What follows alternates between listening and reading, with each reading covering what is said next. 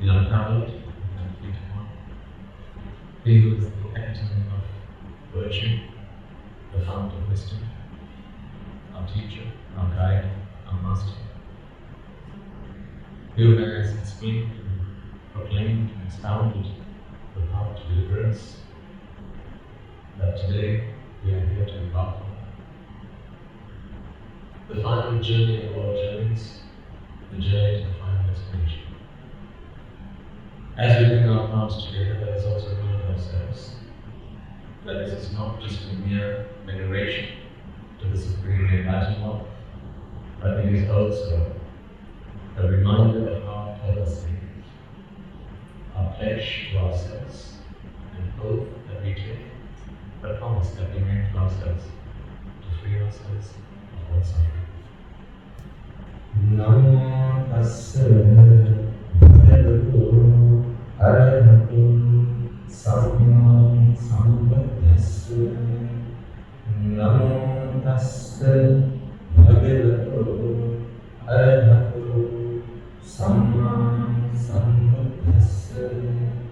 Namo tassa bhagavato arahato samma sambuddhassa. You are comfortable? That's not enough, right? That's how you brought yourself here.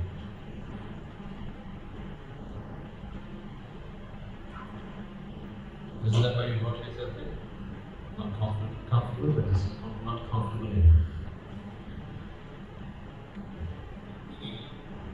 Are you sure as to why you bring yourselves here? Are you sure about your purpose? Are you here because someone tagged you along? Are you somebody's plus one? Why are you really here? Because you feel there's something not quite right.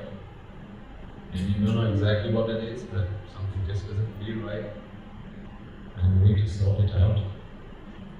Tried every book in the library, took every class, went to every lecture, but something still doesn't seem right.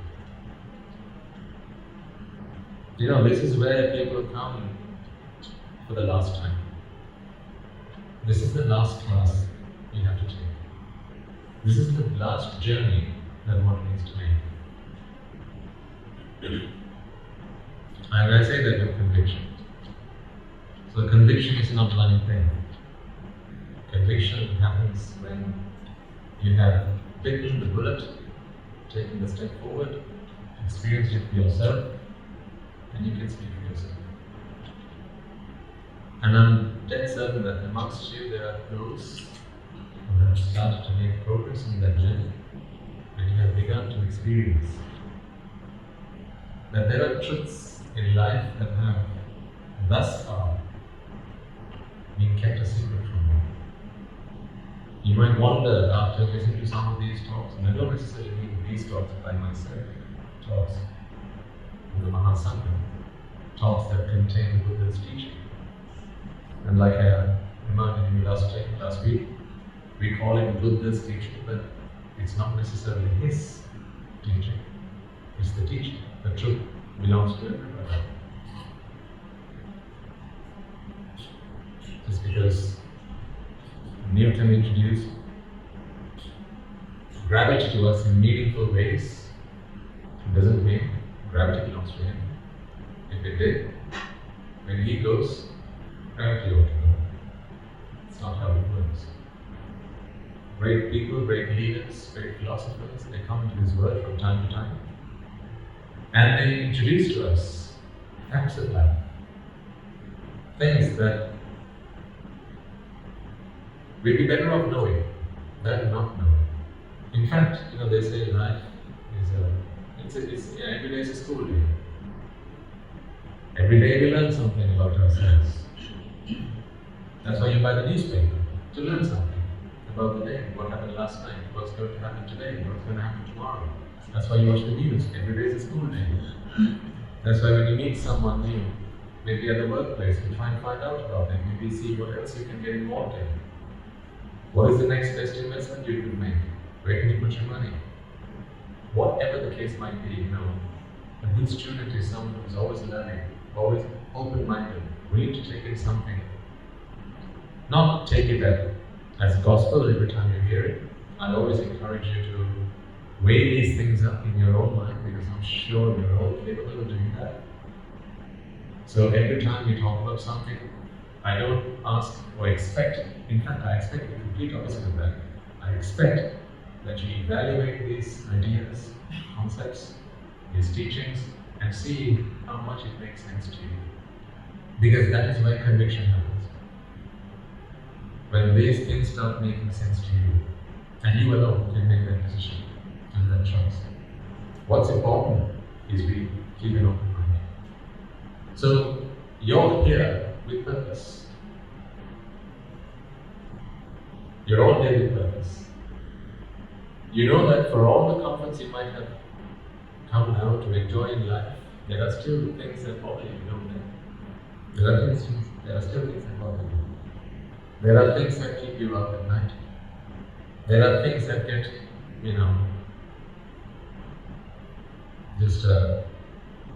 they hit a nerve.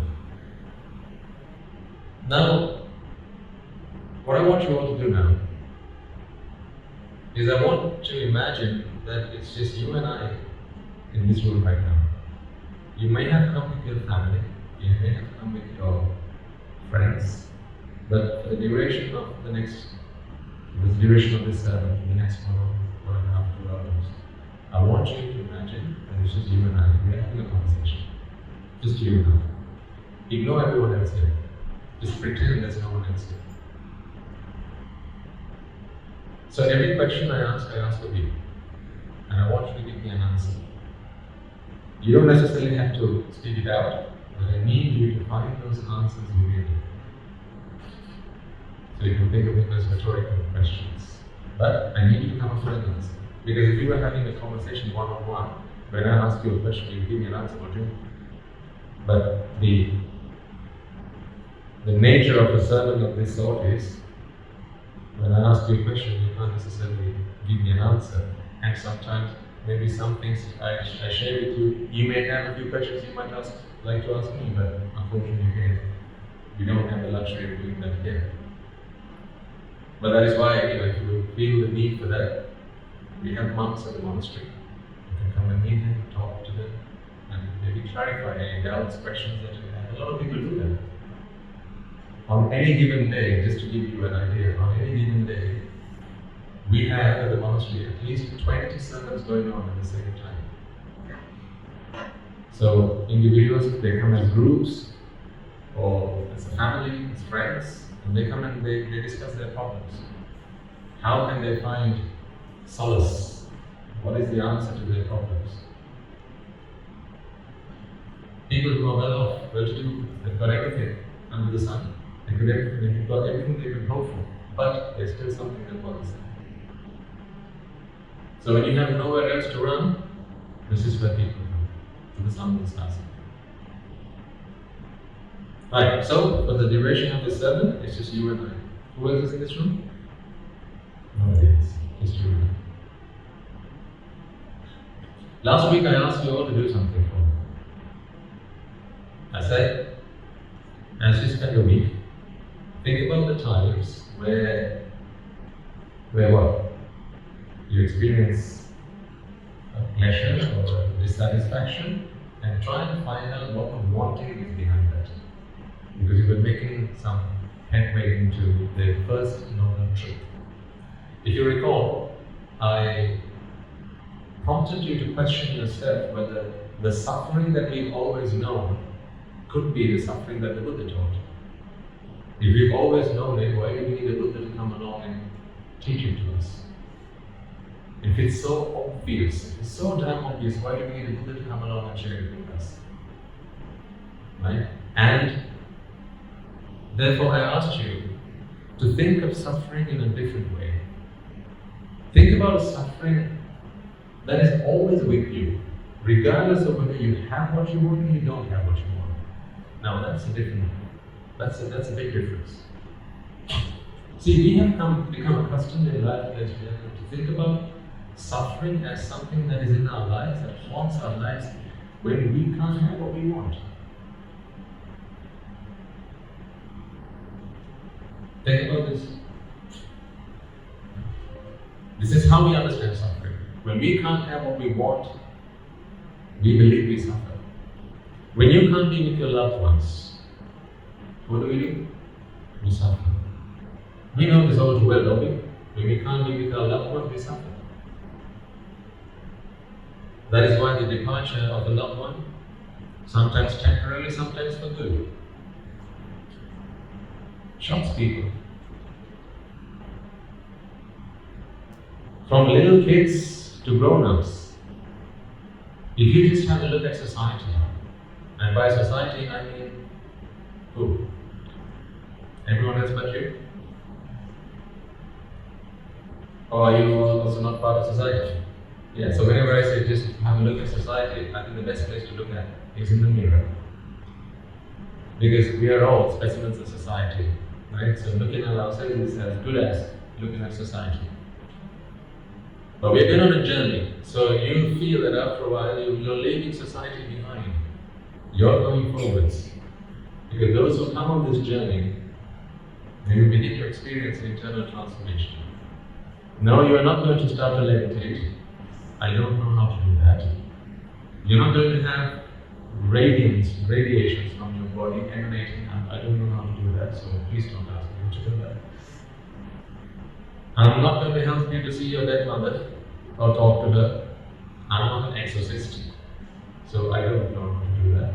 But what I can share with you is, when life takes its toll on you, when life does whatever it does to you, whether it comes as a blessing or a curse, right? When things just don't go to plan, or when things do go to plan, as I said, this suffering is a suffering that is always with us, regardless of whether you have what you want or you don't have what you want. I can help you be free from that. Do you recall last week we discussed fear and grief? Now I'm diving right in because now we're getting to the nitty-gritty of this, right? So last week I realized I'd gone about half an hour over the time I had to finish the sermon, and then my biggest concern was perhaps you've got other responsibilities in the places you have to be, people you have to see, so maybe I should be a little bit more thoughtful about the time I finish the sermon. I know you're busy people. I know how busy you are because I've been there. Life is very busy. Because we've got to go to see people who help us get what we want. Yeah? So life is busy. What is a business? A business is a busyness. It's what keeps people busy. What are people busy doing? Getting what they want. That's how the world works. That's how everything works. Everyone's after what they want. So you might have an appointment at 12:30 and you have to leave this place by 10:30. So I'll try and be a little bit more mindful of that. Think about fear and grief. We talked about this last week. We made some intros to this. If you didn't spend some time thinking about what we discussed last week, now I want you to bring that. So this is the time we open our homework. Okay? How many wantings did you manage to find in a typical day? How many wantings? Let's start from the morning. You're all too familiar with that wake-up call that sounds something like this. Tick-a-tick, tick-a-tick, tick-a-tick. Remember that? It's that dreaded sound. The last thing you want to hear at 4 a.m. in the morning. I don't know whether it's 4 a.m. for you, but it is for us at the Monastery, so I would presume it's more or less the same. When you hear that sound, the tick-a-tick that goes off in the morning, especially if you've had If you had to stay up late the night before, or you've got something you're not really looking forward to that morning, maybe the in-laws are coming around. Oops, did I say that?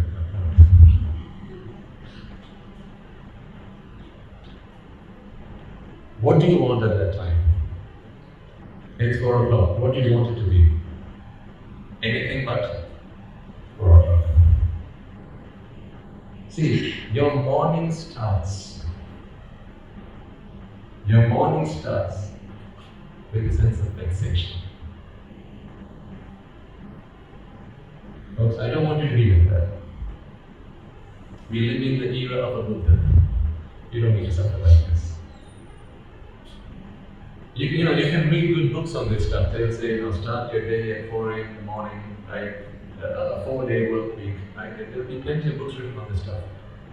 But what I don't find in any of these books, because I've read them all, I've listened to all the talks, I spent quite a bit of my time studying human philosophy and positive thinking and stoicism and all these wonderful things that mankind has discovered, invented for their well-being.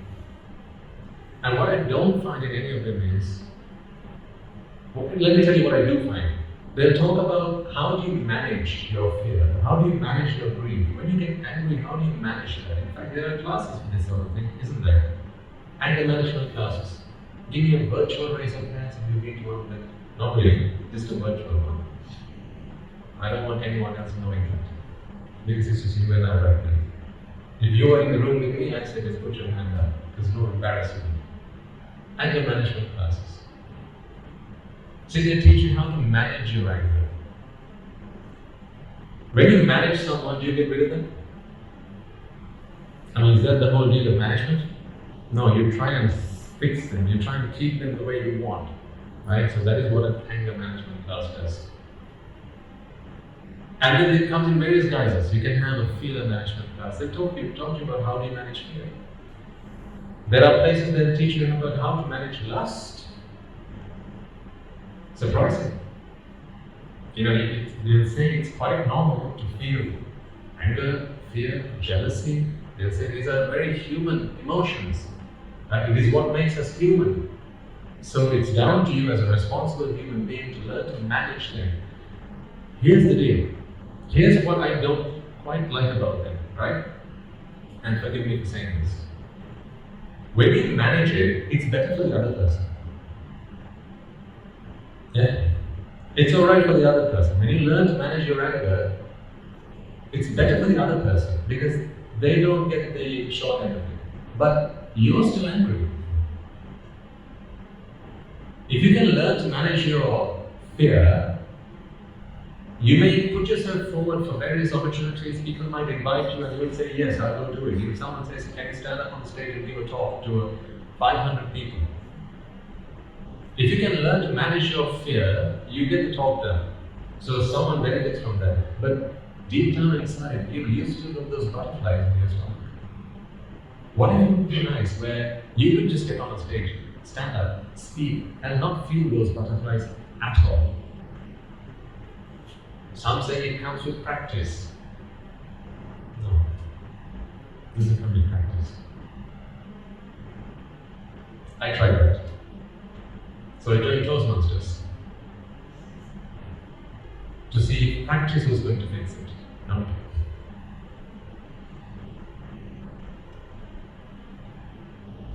I tried it. Didn't work. There was still at least 1 or 2 butterflies. I could chase away a great deal of them, but at least 1 or 2, at least caterpillars were there. Doesn't work. There is not another philosophy, ladies and gentlemen, I'd like to present to you that actually deals with fear, greed, jealousy, hatred, animosity, frustration, disappointment, that actually uproots the whole thing. Not prunes it to be dealt with at a later time, but actually uproots the whole thing. And the reason for that is, as you may already know, in Buddhist philosophy, we learn about the principle of cause and effect.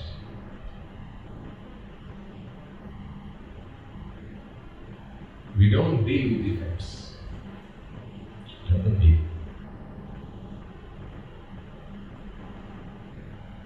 So let me share with you something right now, which I would like you to know immediately, from here on, because I think it will help you breathe a sigh of relief. Isn't it? I know that you, from time to time at least, will experience things like fear, jealousy, disappointment, frustration, anger. Sometimes you're so good at hiding it, nobody else knows, but you know you do. I know that you go through these emotions. In fact, that is why you're here. You're not here for a lunch. You're not here because you've got nothing better to do on a Sunday morning. You're here because these are the unsaid truths, the unspoken truths. But it's not something you can go and, share with everybody. Because, these are emotions that people don't really like to know that you have them. It's okay for them to have, but it's not okay for you to have them. When someone gets angry, they can justify all that till the cows come home, right? I was angry because, he said this, but he didn't do it. And if someone says, don't get so angry, what do you mean don't get so angry?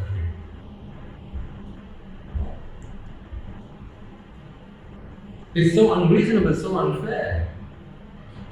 But when someone else gets angry, you give them a different piece of advice. Don't get so angry. There may be one or two people in the room, who struggle to control their anger. I'm saying it's not something to control. What a shame if you had to control it. Do you think the Buddha controlled his anger? He learned how to control his anger. Would you like to learn to control your anger?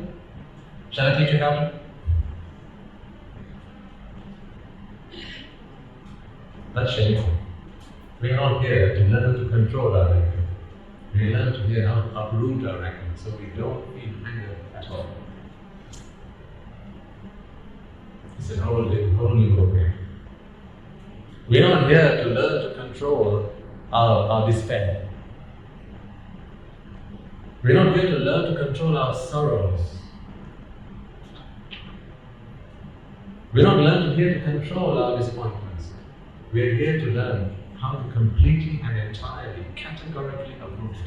So you're free once and forever. Each and every one of these emotions, ladies and gentlemen, is a byproduct of a wanting. Each and every one of them. Anytime you suffer, it is because there's a wanting that is behind it. Now just take a walk back memory lane, just think about last week. And because I asked you specifically to engage in this class, if you remember to do it, see if you could spot those wantings. If you managed to get hold of what you wanted, think about the experience that you had at that time. Let's say you wanted someone to get something for you. Okay? Maybe it was your birthday. Perhaps you managed to achieve something. Perhaps you got a good grade in the exams, and now you want someone to get something for you. When you want someone to get something for you, and you finally got it, how did you feel? You felt happy. Yeah? This applies for all of you. It's universal. Is this not a universal truth? This is only applied to the kids in the room? What about the adults? If you were happy, was it not because you got something you wanted? Even if it could have been something as simple as a hug from someone you loved. Maybe your child came and worshipped you for the first time. Now we started to do something like that in one of the schools we are working with. We started working with an international school.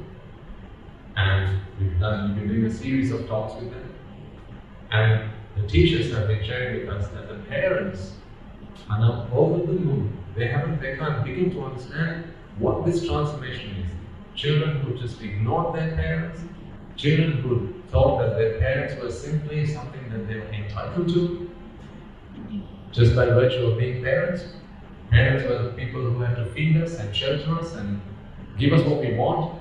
Now they're beginning to appreciate them. They're beginning to realize and see them through gratitude.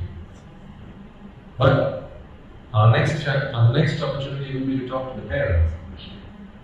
Don't be over the moon just because your child comes and worships you, because then again, there's something you want.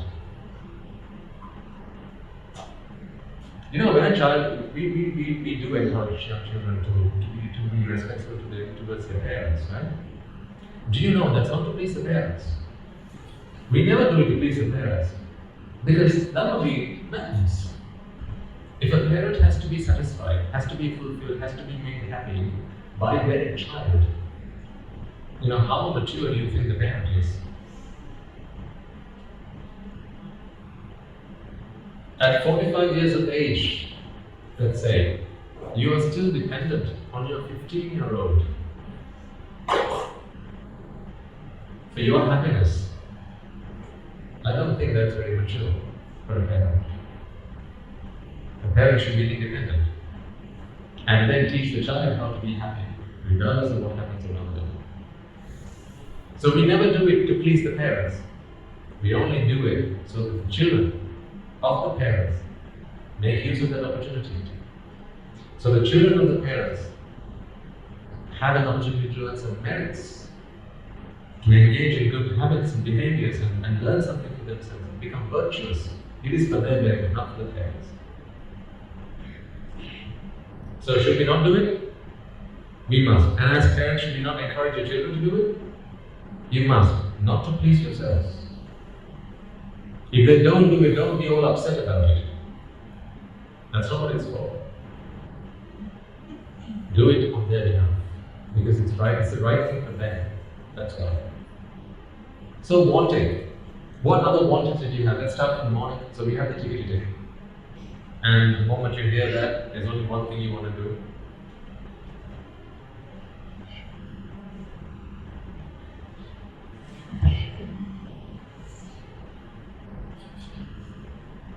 So anyhow, you wake up and one of you will have to make the tea in the morning. So we don't know who gets that wonderful chance. The opportunity you look forward to every morning. Yeah? No, that was only the first week's one. We talked about this last week.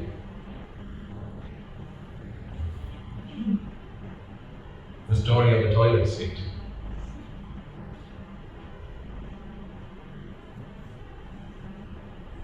So anyhow, you look forward to your morning tea, but someone has to go and make it. Now, you may have become accustomed to this now. You know, some of the things that you do, perhaps there are times where you feel frustrated and annoyed about it, but you know, because you just have to do it, you know, it's just a dumb thing, you have to do it now. You tend to not focus on them so much. But as we do these talks, I need you to pay more attention to what you're doing. Spot those wantings and spot those vexations. Reflect on those moments where you don't feel happy. You don't feel happy. If you don't feel happy, make a mental note of it and bring it in. Bring it to this room. So that when I talk to you about why your happiness is not with you, you can go back to those events, and this is your lap of life. You can go back to those events and apply the principles that I share with you and ask yourself, does that make sense? Is that why? I get it. That has to happen in your own mind. I can share with you plenty of examples, but those examples will be mostly my examples. For this to start making sense, they have to be your own examples. Because life is so varied, right? So bring them on here. Now, you wake up, right? If you've got children, you've got to go wake them up. I'm talking about a typical household, right? So Either it's the father's job or the mother's job. One of you have to do it. And usually, if that person fails, then they say, I'm going to ask Tata to come and wake you up now. You better wake up. Or, now some households, I'm going to ask Tata to come and wake you up now. So you better wake up. It should be either way. See, when you want your child to be up, so that he's ready to either be driven to school with yourself or for the school van, that is, I'm talking about a typical household, right? And he doesn't. She doesn't wake up. She says, oh, just 5 minutes more, please, just 5 more minutes. You know those elastic 5 minutes? They are timeless. So you say, okay, right, just 5 minutes. After that, I want you up and go wash yourself. You come back in 7 minutes. And where are they? Still in bed. Parents, low, parents. How do you feel in that moment? You and I? How do you feel in that moment? Does it not bother you? Let's be frank. I know it's not the same botheration as, say, you were due a bonus at the end of the year and the boss said, sorry, we just don't have the money. So no more trips, no more flights, no more travel, no more holidays, no more bonuses. It may not be on the same scale as that. That's why I said, I need you to be very sensitive now. Sensitive to your own life. These minor plights that come into your mind, at the end of the day, you know why you feel so exhausted? Because they accumulate. They accumulate. And then the poor dog has to get the cake.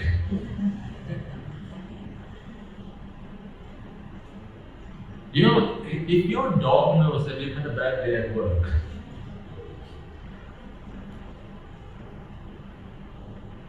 can you be proud of yourself? Tommy knows when I have had a bad day at work. Should it be like that? Or is Tommy responsible for that? Or if you're a young kid, she's gone to Montessori, out of nursery, she's drawn this picture that she thinks is the best thing, like Picasso can't beat her. She brings it to you and says, Apache. Oh, Tati, Ami, Mom, see what I've drawn. You just come back from a bad day at work. Or there was just so much traffic. Or your boss said that you have to finish something and you've got to take some work home. Whatever. In that moment, what is your reaction to your child? Do you actually give them your full attention and celebrate their victory, their achievement? Or in that moment, is that not a botheration to you? Don't you really want to say, go away, not now? Ask yourself if you've never been there.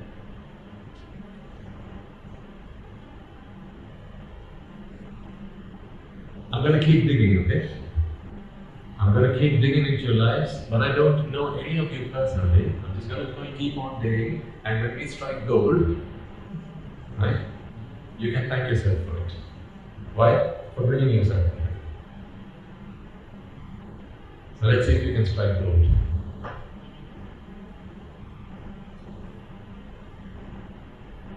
So in that moment, when your little child comes up to you and says, I learned a new nursery rhyme at school today. Shall I send it to you? And you're waiting for that call. Or you just got off the phone and you have some terrible news. Can you, in your right mind, just completely ignore what happened and give this child the treatment that she deserves from her father? Ask yourself, are you always like that? Or in those moments, do they get the brunt of the stick? Do they have to suffer because you haven't found the truth to happiness? See, in these moments, ladies and gentlemen, can you spot the wanting? There's something you want to happen, but it hasn't happened. There's something you want to happen and you're on the edge of your seat, waiting for it to happen, and that is such a burden on your shoulders. You can't focus on anything else in that moment. That is the be-all and end-all of your life. It seems that way. When you're so eager and want something to happen, you can't focus on anything else. Oh wait, not now. Bring it later. See, where's your cool? Where's your usual coolness? Where's the coolness you have when you're amongst your friends? Why can't you be cool all the time? Don't you like to be a cool guy? Just all the time, though.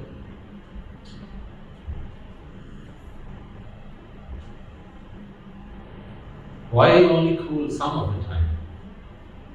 Because in the other times, you heat yourself up. You are a furnace. No one can heat you from the outside. A furnace cannot be heated from the outside. It is heated up from the inside. You heat yourself up. Because there's a truth that the mind is yet to understand. In that moment, if I asked you, why are you angry? Why are you upset? Why are you worried? Why are you troubled? Why are you annoyed and agitated? You'll tell me. So I'm going to answer. It's because this hasn't happened. I'm waiting for him to say yes and he won't. I'm waiting for this to come through and it hasn't. I'm waiting for this email and it's not coming through. And I'm waiting for an internet connection and I keep dialing up and it's not connecting. I've run the company, I've run the service providers, I've run them, I've run these people, those people, they haven't arrived yet. How do you expect me to be happy when I go into the shower and I put soap all over my body and the water's run out?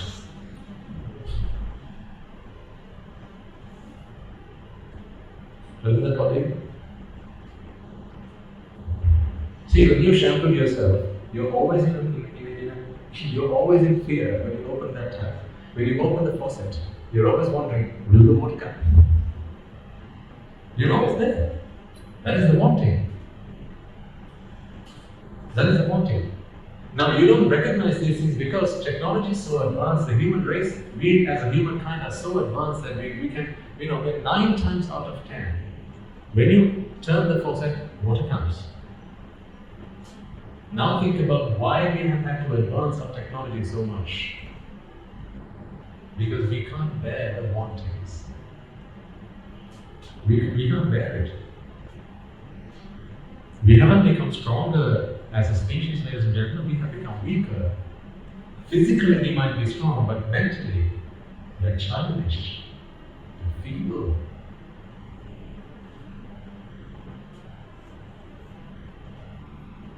You may see a bodybuilder who spends half his time at the gym, muscular guy, right, well built, right, 6 foot tall. What happens when he proposes to someone and she says no? What happens when he can't get what he wants? See, he's physically big man, well built, strong, but mentally,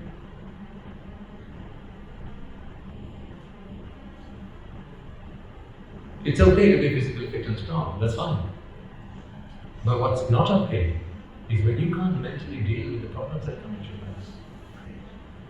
And this is not a God-given ability that some people have and some don't. It's not like that. It's simply down to, do you understand the truths? Have you realized the truths? Have you realized the first noble truth of suffering? Have you realized what it is?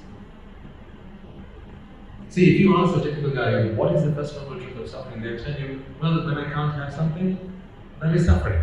So the reason for that, what is the cause? So what is the second noble truth of suffering? They'll tell you, not being able to get what I want. No? That's how people normally feel. I'm sad because I can't have what I want. And just take 2 children at home, right? There's Molly and Aya. They're supposed to play with each other and get along. Aya's got a new toy. Molly hasn't. So now Molly wants the toy. So Molly's sad, he's throwing a fit now, tantrums, everything, right? I want that toy, but Aya's not letting me have it. So he comes right to you. I want the toy. Not in those words, you know how they ask for it. Right? They'll make sure that the neighbors know as well. Yeah, you know the drill. I want it. See, in this moment, what do you normally do? Now I know you want to do it because they're children and they're kids, they don't have the ability to understand. But what do you normally do? You ask Ayya to come and say, Ayya, let only have it. Just give it there. You know what you're doing? You're teaching your children the wrong thing.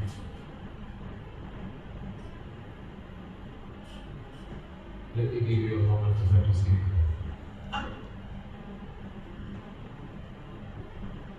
When you say, Ayya, come in, just let Mali have it. You're the Ayya now. He's the Mali now. Just let him have it.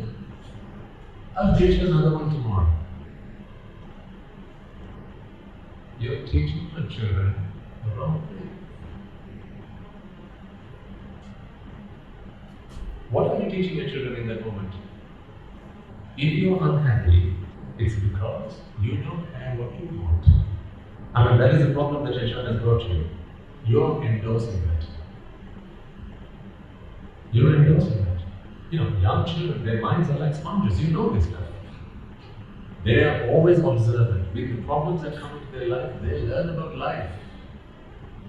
Because it's far too early to go to science, to college, and school and learn stuff. They're still learning at home. And how are they learning? They're learning by doing things. The practical experiences that they're exposed to are their teachers. And you have to guide them. I'm talking about how my parents brought me up. You can't fault them for it because they didn't know any better. But I'm sharing these things with you, things that someone I had hoped might have shared with my parents, but unfortunately he didn't when we were younger. Today I share it with my parents. And I share it with you. See, I'm helping you to empower yourself so that you can both fix yourselves and help your children along the way. And your children's children. And anyone who you can have an influence on. Anyone whose lives you can touch. Honestly, don't you agree that when your child comes and says, Ayya's not letting me have what I want. I want to play the computer game, but Ayya's sat at the computer, he's been there all day, I don't get a chance. I want the bat, I want the ball, I want that sticker, and my brother's not letting me have it. You know, you don't take this lightly, because I'll tell you what, fast forward 25 years. Fast forward this event, 25 years. Go to the future, 25 years, 30 years, 40 years. Let me now paint another picture for you. You're on the deathbed. You have some land. You have some property that you want to share or bequeath to your children.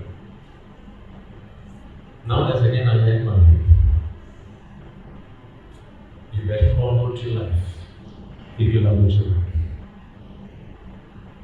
What's going to happen the moment you say goodbye? Family feelings. Have you not seen that? Have you not seen that happen all the time, right? I'm not saying you've done it, this is not inside of Venezuela. I'm just talking about human mentality. A mindset that has not seen the truth, a mindset that does not see the right answer. This is what happens. Where did it all start? Back when they were just children. But see, the moment you bid goodbye, you bid farewell and leave, Ayya and Mali are now going to be at war.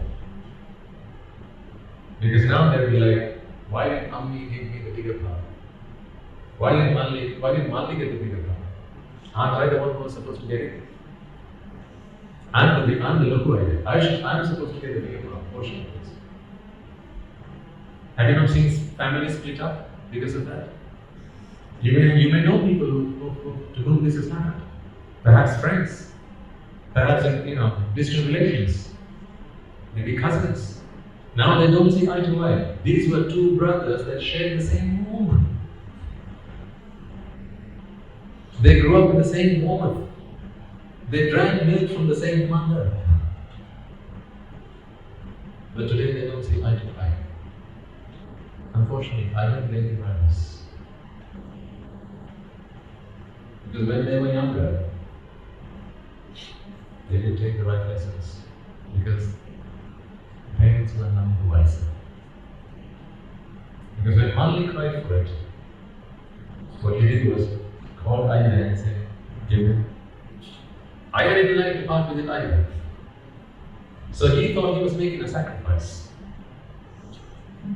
He thought. He did. He really thought he was making a sacrifice.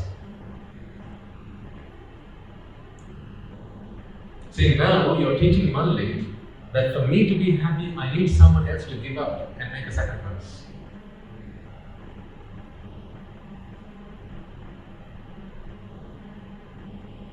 Let's come back again sort of in the Middle Ages, right? So there was the younger age and then there was the end of your story. But say let's go back a few chapters. Malli has got married. Now he's got to live with his better half. Now Malli remembers, or he has learned from his mother, from his father, that to be happy, someone else has to make sacrifices. Yes, go on. I don't need to spell this out to you, right? You're an intelligent audience. You know where I'm going with this. So let me put it this way. Every time every time any of you have had to make a sacrifice because it was demanded of you, why can't you make a sacrifice for me? Every time that was demanded of you, it is because when the person you are making a sacrifice for, when they were younger, their parents said, that is how you should be happy. That is the lesson they learned. If you're the one who's demanding other people to make sacrifices on your behalf, unfortunately this thing is true.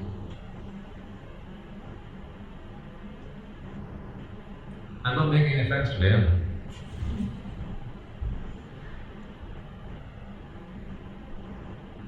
You know, the long and short of all this legislation is I'm trying to empower you so that you can be happy on your own. Is that a good deal or a bad deal? I'm trying to help you become happy. Be happy, not become happy. Just be happy without having to have someone make a sacrifice for you. A sacrifice is not made happy. That's why they call it a sacrifice. If you have to get the people you love to make a sacrifice for you, I have to question whether that is actually love. Because in love, the deal is we make the other person happy. So we say, I love you. I will do anything to keep you happy. Now, if you have to expect the other person to make you happy by making sacrifices on their part, how can that be love? So love, but love really. Love truthfully. Love without expecting sacrifices. And love without making sacrifices. Huh? Did I just hear that right? Someone answered. You said love without making a sacrifice? Yes. I'm going to show you how. A sacrifice is made when you have to give up your happiness for somebody else. Yes? Agree? You have to give up your happiness because you believe happiness isn't that.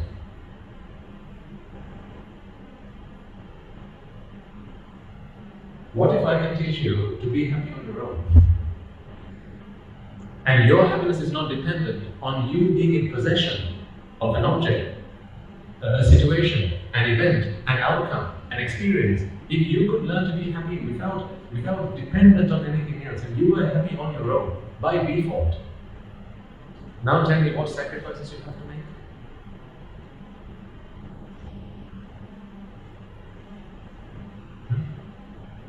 What is the sacrifice you have to make?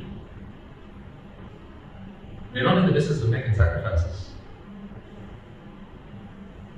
And we don't expect others to make sacrifices either. But I beg you, please take this the right way.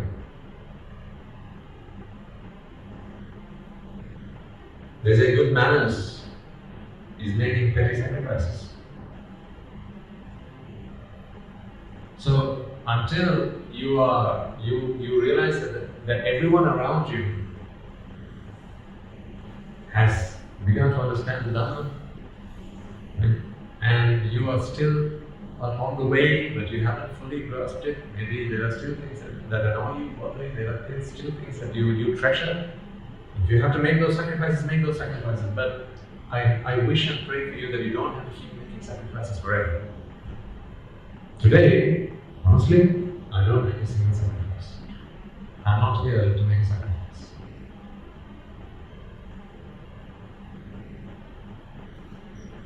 I'm not here to make a sacrifice. So I'm not here because I'm a nice person.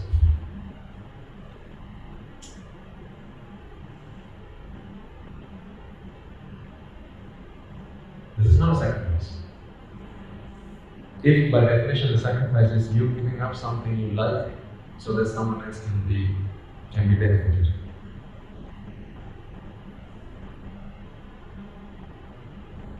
So you see, this is what we teach our children. Because we don't know any better. We teach them, if you want something, get the other person to make a sacrifice. So in married life, they learn that sacrifices have to be made and they come to expect it. And when those sacrifices are not made, now you go looking for someone else who is willing to make a sacrifice. See? All because they started out wrong. You know, the parents are the child's first and best teachers. In most cases at least. They learn everything from you. From the way you talk, to the way you walk, to every turn you make. Every book you hold in your hand. They learn. You know this because we were all children once.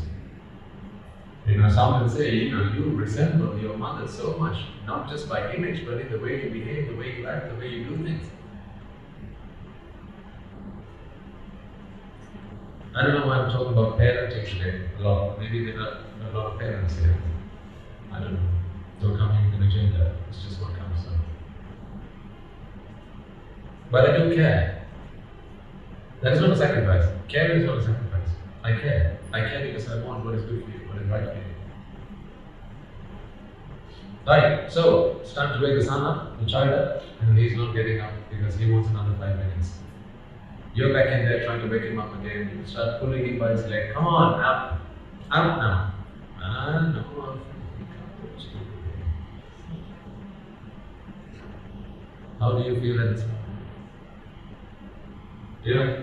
There will be a line that they cross and then you'll be like, this is the last time I'm telling you nicely. Don't awaken the what? The devil.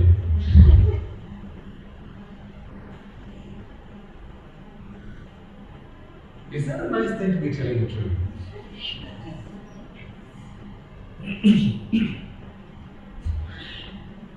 No.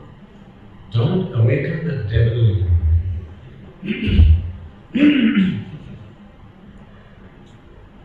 So what is the child like? When the child goes to school and they ask, who's your father?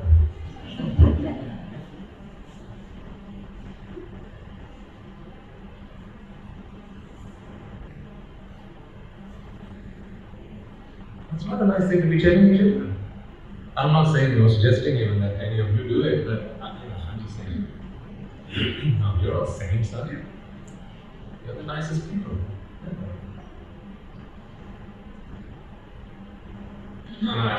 Honestly, no. Please don't think I'm speaking to you in a condescending tone or a note or this is nothing like that. I love you for who you are. I want to help you. And my teachers help me. I talk about these things so freely because I've been there. I know what this feels like. And I know there's a way out. And I know that you don't enjoy when you are not your best self. Don't you agree? When things happen and you are not your best self, you don't enjoy that, do you? Don't you wish in those moments, oh, how I wish I could be better than this? In fact, sometimes you regret later on. Maybe at the end of the day you think to yourself, why did I shout at my mother like that? I shouldn't have. What a lesson I taught him at that time. I got angry. I started pulling my hair out. What's that lesson I taught him? As a young child, I'm the parent. I'm supposed to be more mature. I'm supposed to be the better one. I'm supposed to be the one who knows how to deal with things. And the way I behave in front of my children, shame on me.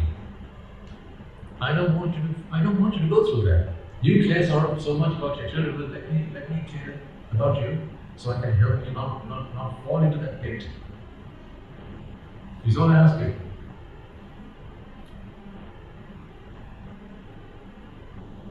Because if I have a shield, I don't have a weapon, I have a shield. I can give you that shield because we don't attack anyone. But with this shield, you can protect yourself from anything. In fact, you can think of it this way. This is a shield, but there is also a weapon, but that weapon is attached to the inside of the shield. Can you imagine that?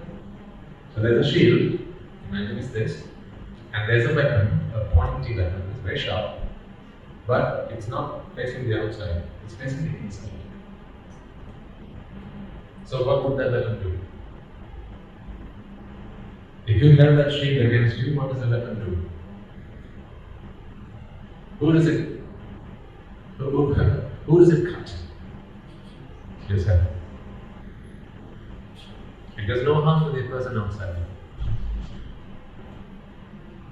This is metaphorical to understand. I'm sharing with you the message that was passed down to me by the Buddha and his disciples, all the way down to my teacher, and that has helped me to slice, cut, chop, remove those defilements and cankers that had overtaken my mind and that made me weak and feeble in the face of adversity. I used to get angry. I'm no different. Just a normal person. I used to feel fear and sorrow and grief, frustrations and disappointments. You should have seen me when I was, in my early 20s.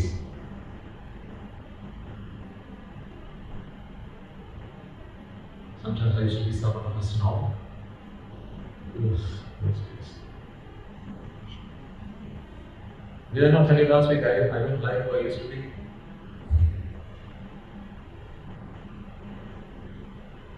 The Dhamma helped me. I know that you can go on this journey. Because if you just fix me, you can fix anybody. It's the same blood that runs through my veins. Cut me up and I'm just as red as you are. The same people. I breathe the same air as you. So the same truth that has set me free will set you free. Whether you're young or old, teenagers, adults, elders, senile, matters not. Whether you're 25, 35, 45, 55, 65, 75, 85 or last 5.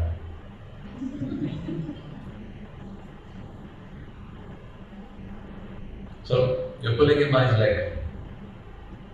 He doesn't want to get up. Don't you feel angry? You don't have to. But the point here is, first of all, you are angry at that moment because you want him to get out of bed. That's why. You want him to get out of bed. I need to step outside of the thinking that you are angry because he doesn't get out of bed. Do you see the difference? All of you? Sir? Madam? Do you see the difference? Automatically and immediately we feel that the reason we are angry is because he won't get out of bed. But that's not the truth. So if the reason that you are angry is because he doesn't get out of bed, how come? There's another mother next door. She's not angry. Why is she not angry? Because she doesn't want your child to get out of bed. That's why. What does she want? What does she want? She wants her child to get out of bed. But does her child make you angry? No. Then is it the not getting out of bed that makes one angry? No, it's the wanting. Now, as immediately as I've said that, let me also say something as what I don't want you to do from today is when you get home, right? So next day, tomorrow is Monday. Is it tomorrow school day? It's good, alright. So tomorrow morning, when you go to his room, wake him up, get out of bed, it's time to go, get yourself ready. No, I won't fight this now. Good, Swami Maharaj said, no, you get your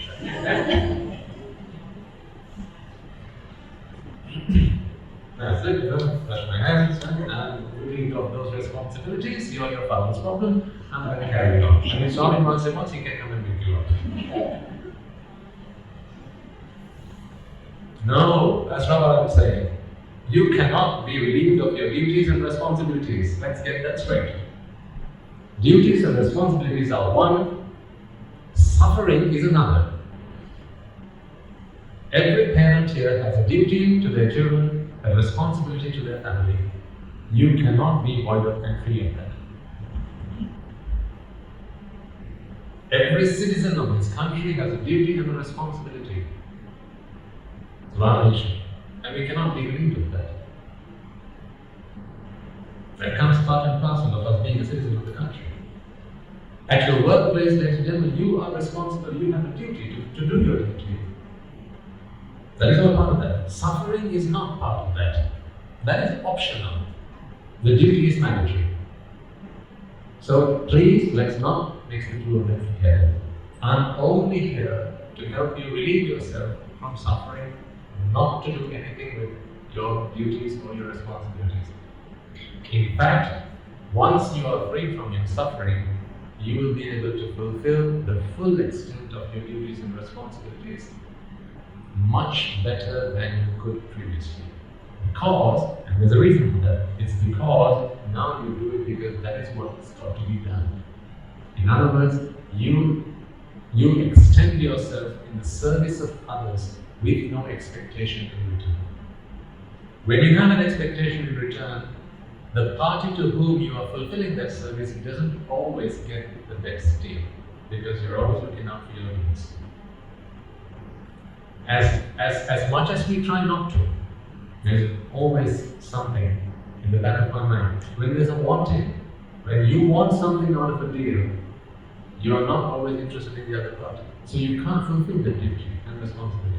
Let me give a very simple example, like teachers in the house. There are two students that you have to teach. One is very respectful, very courteous. When you walk into the classroom, they'll stand up and they will greet you. At the end of the class, they'll try to worship you.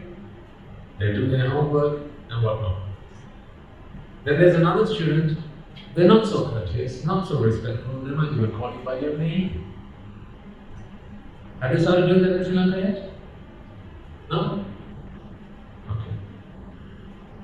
It's coming. That was the first culture shock that I had when I went to the UK. And my first day at school, my teacher came to the classroom. He was a maths teacher. Your maths teacher. Everyone said, "Good morning, John." I was like, what?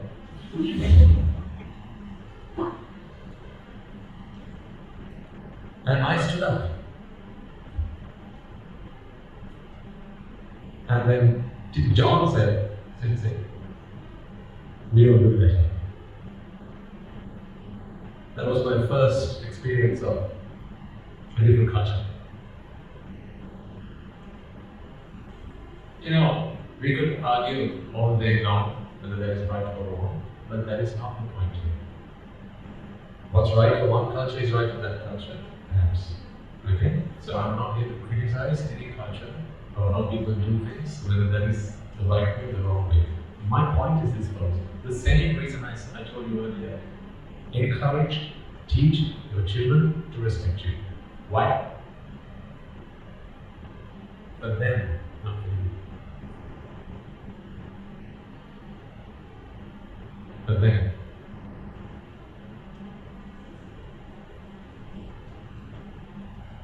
When you come home from work, teach your child to greet you and bring you a glass of water. You have no idea what a blessing that is to that child's life. You have no idea. Have you heard of the Anantariya Papadana? They call the heinous sins. There are 4 of them. 1, to hurt the Buddha. 2, to murder an Arhat. 3, the mother. And 4, the father. Okay? In Buddhist teaching, these 4 deeds, if you commit any one of them, then there is no hope of any freedom or liberation for a very long time.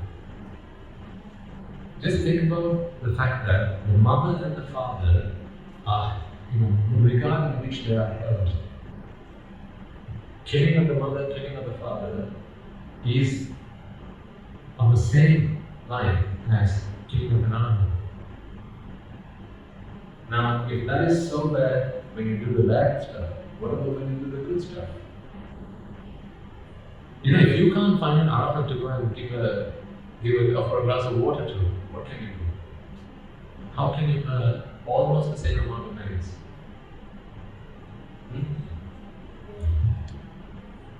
Do it with your parents.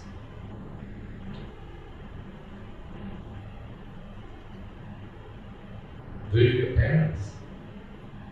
Because there are only 2 people in this world who love you selflessly. The third is not a person. The first is the mother, second, the father, equally. The third, although above the 2 of them, is not a person. And that is the Buddha Pramuka Mahasana. Why? Because they have no self to sustain, to maintain. They don't care about themselves because there is no self for them to care about. Therefore, their service is entirely for others. You may take this at face value right now, just make it happen because I say so, but as you progress in the Dhamma, you will begin to realize this because you will become a member of the Sangha. No, I'm not going to roll you up or shave your heads, but in the way that you approach that, in the way that your thinking patterns begin to change, you will begin to realize that it is utterly pointless to try and sustain, maintain, foster, and take care of yourself. Very soon enough you will learn that it is all just an illusion. Today what you feel as myself is a complete and utter illusion. But everything you do to safeguard yourself. Right now. You say about the things, you talk about the things that make you happy. Who's this you? The self that you feel.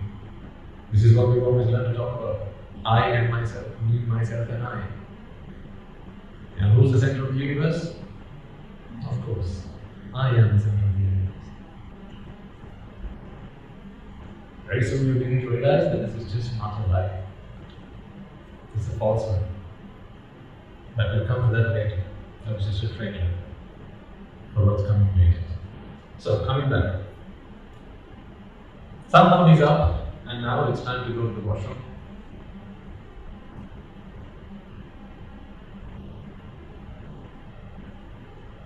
Someone's in the washroom, and there's only one. You're knocking, come on, hurry up. Now you see, when people come back, what do? Simple answer. Count the number of people at home and make one washroom per person. See? We are very resourceful.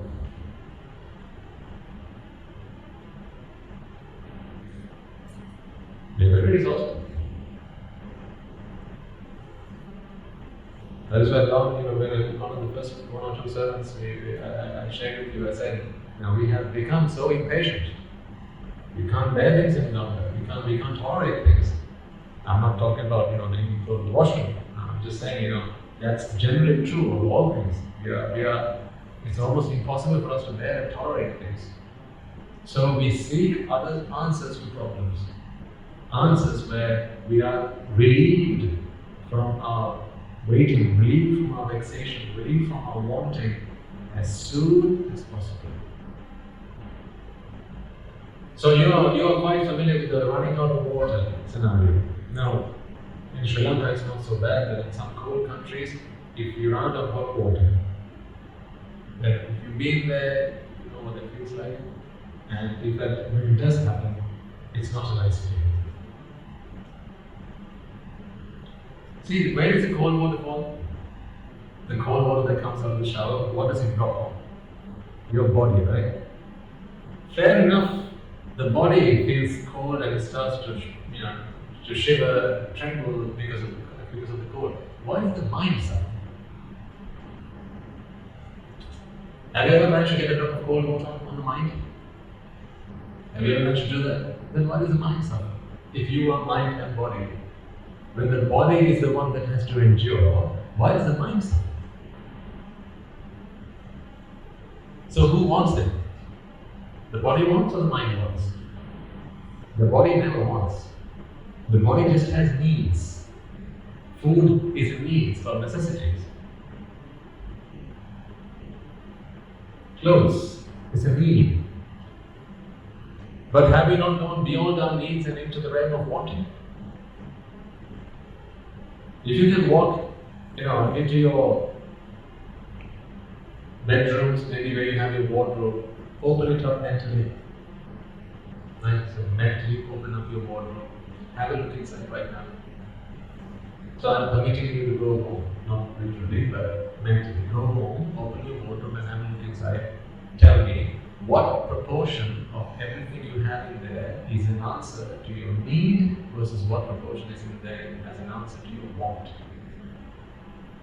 How much of it is in there because you want it versus how much of it is there because you need it?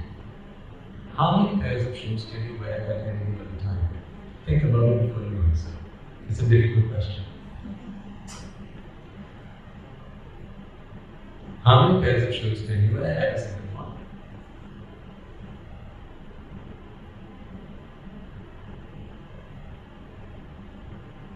But you tell me, but so, what you're saying is unreasonable.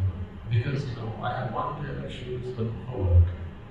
You can't wear the same thing when you go out, to the restaurant. You need a different pair of shoes. And then when you go, I do some sport, I go to the gym, so I need another pair of shoes for that sort of thing. And then when I go to the parties, I need another pair of shoes for that. When I go on a trip, I need some sandals. So, I need a few pair of shoes. Okay, that's fine. Why do you need 10?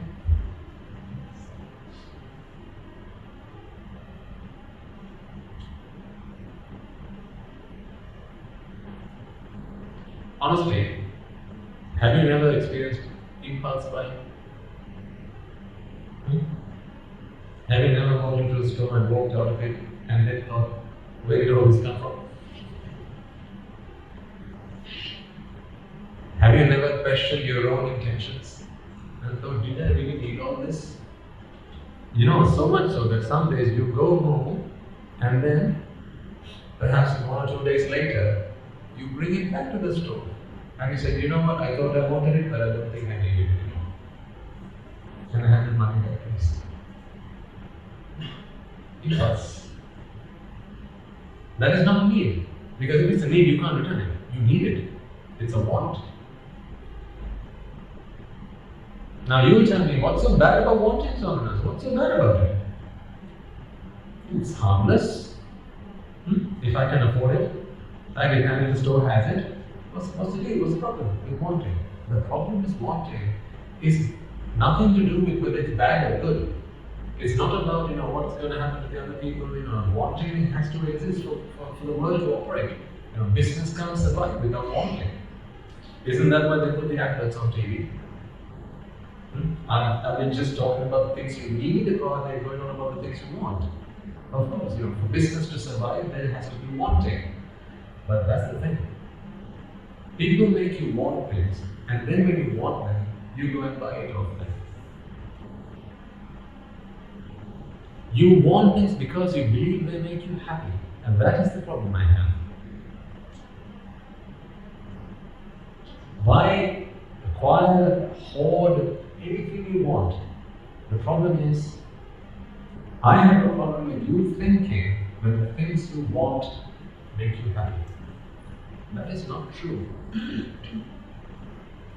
And when you believe that there are things that you want that make you happy, here's what happens next. When you can't have it, you suffer. When you do have it, you are in fear. Fear of what?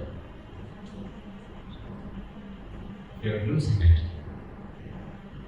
Then you'll say, yes, that's why I put a wall up around my house so that no one can come and take it from me. What about the ants?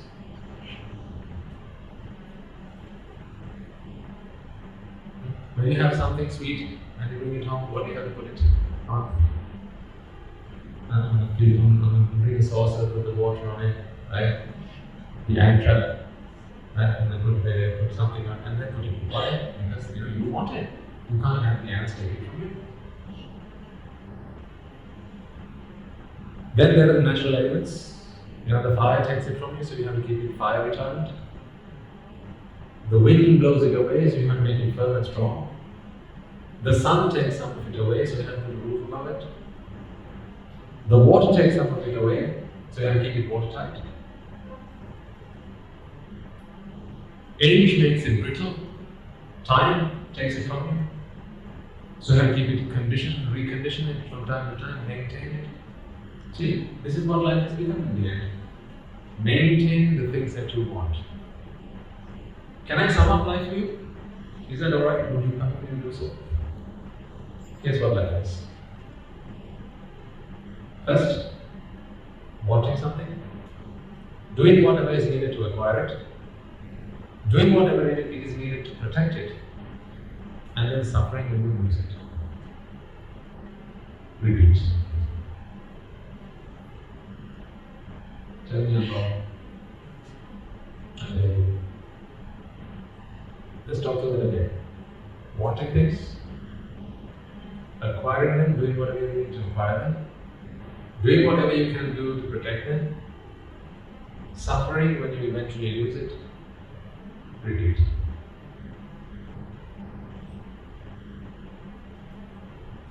And in a broad sense, that's life. Because if all you needed were the needs,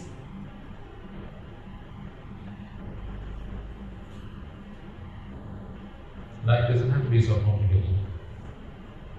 If all you needed was a meal, if all you needed was clothing, if all you needed was shelter, and if all you needed was medicines for when you're feeling ill, I've got all of that. Are you ready to settle for that? Are you? I'm going to bring a bus with something and some other vehicles. You're not prepared. You have a wonderful story to say. I'm a father, I'm a mother, I have my duties and my responsibilities. That is the only reason I'm not doing it. Okay, I'll look after your children.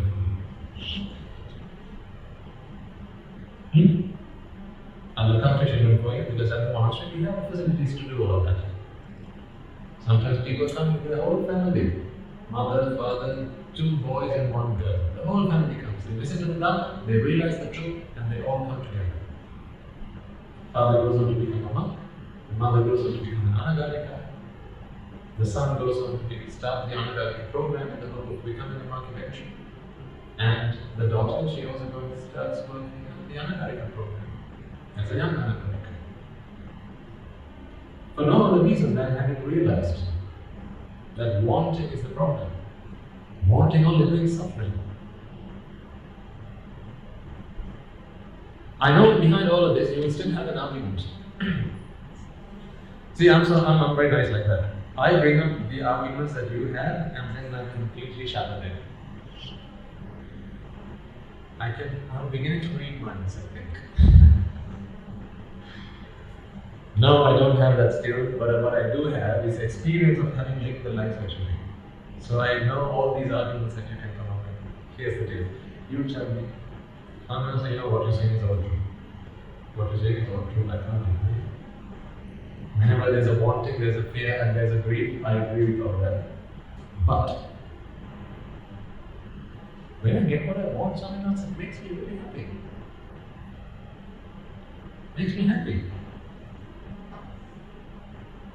And I can give you countless consequence of that. When I get what I want, I'm happy. You can't deny that. So what is so wrong in enjoying a few pleasures in life?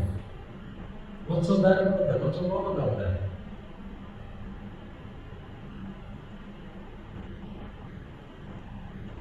That is your misunderstanding of what happiness is. Wanting never brings you happiness. Wanting itself is a vexation. Wanting itself is a vexation. And what is a vexation again? An unsatisfactoriness, a discontentment, a feeling of void. When the mind is void of happiness, when the mind feels that, I can give you an analogy. Have you been, just think of that time when you're trying to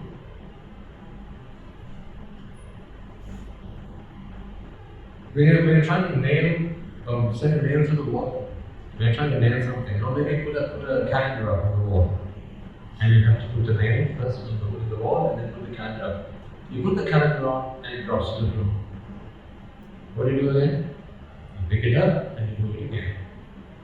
And it happens again. Do you know the feeling I'm talking about? Where you're trying to do something but it's just not happening, but you can't give up because you have to do it somehow. Or how about this? I give you a pot and I want you to fill it with water, but there's a caveat. There's a hole in the water. And if you don't fill the pot up, I'm going to have you dead. Just imagine the situation. Say the king of the land, and he comes and gives you a punishment. And that punishment is, fill up this pot of water. There's plenty of water. There's one pot, and there's a hole in the bottom. Now fill it up. And if you don't fill it up, within the next hour, you're going to be dead.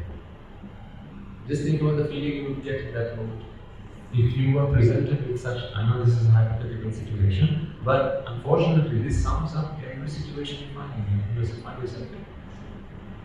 As hypothetical and as imaginary as this situation might feel, ladies and gentlemen, I need you to come to your senses now. This is every situation in life. You have to do something about the problem, but no matter what you do, the problem doesn't go away.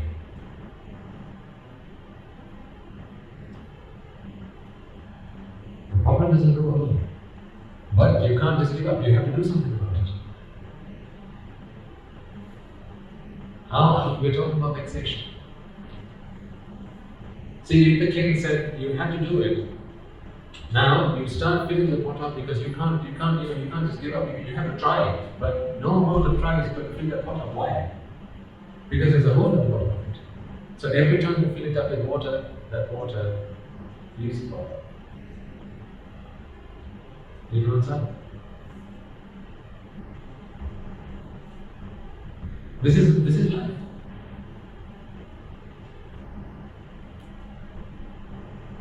At the workplace, has there ever been a day where you thought, that's it, I've done everything.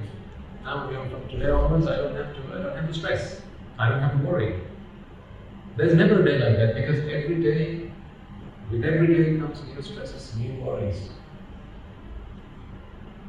Depression is now is a fashion now, isn't it?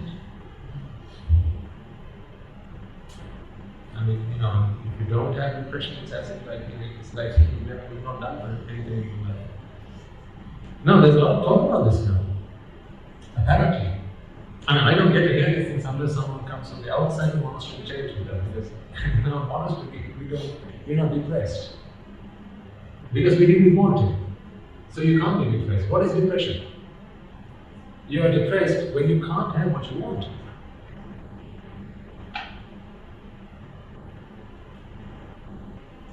I might be oversimplifying it, but in the simplest terms, depression is when you can't have what you want. At least, you are led to that situation when you can't have what you want.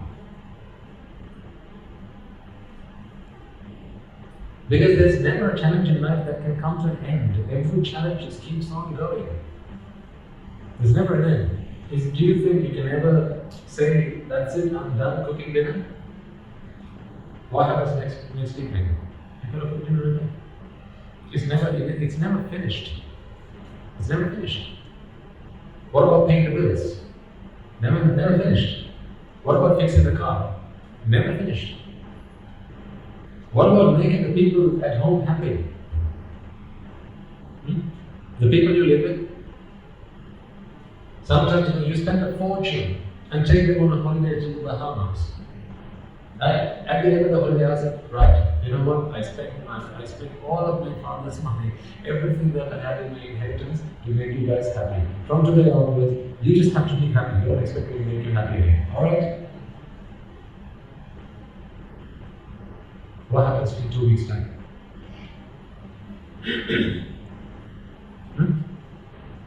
In 2 weeks' time, what's happening? You have to start planning the next holiday. Then one thing where enough is enough. Just give me one thing where you can do it and say, you know what, that's it, I've done it enough. It's never enough. It can never be. It can never be enough. When it comes to maintaining your bodies, still, it's never enough. When can you feed yourself and say, that's it, you know what, I'm not going to give you anymore, be happy with that. You know?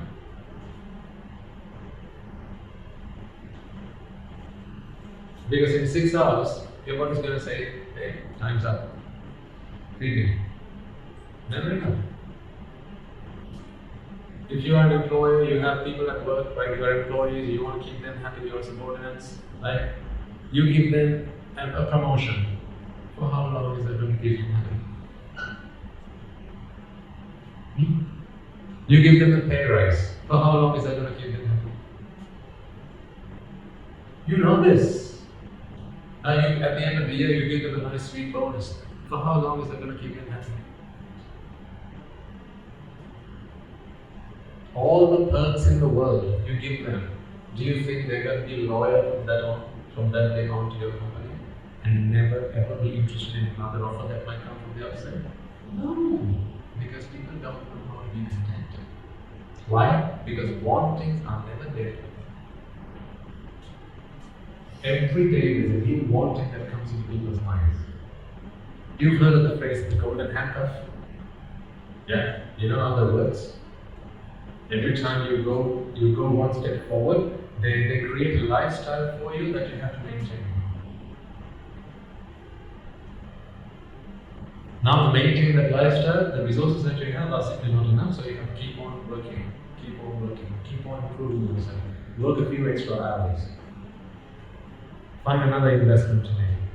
Start another business up, because you have to maintain that lifestyle. And as soon as you enter that world, right, that slice of society, now there are other expectations that are put on you. And now you have to sustain that. See, it's never enough. If you sit down to watch TV, by the time you stand up, right, there are 10 things at least that they will say you need this in your life, otherwise you can't be happy. You need them. You know, right from a bottle of soft drink to a takeaway place that you have to go and get something from. You know, you're always bombarded with stuff. Things that you have to have in your life to keep you happy. Now, if you want to be happy, of course you have to go and give them something you have so that they can give you what they have. Until that is done, you are left wanting, but not just wanting.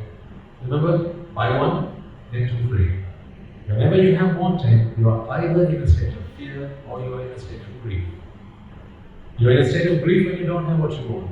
You are in a state of fear when you have what you want, because you are fearful that someone or something might take it away from you. Mothers, allow me to talk to you for a moment.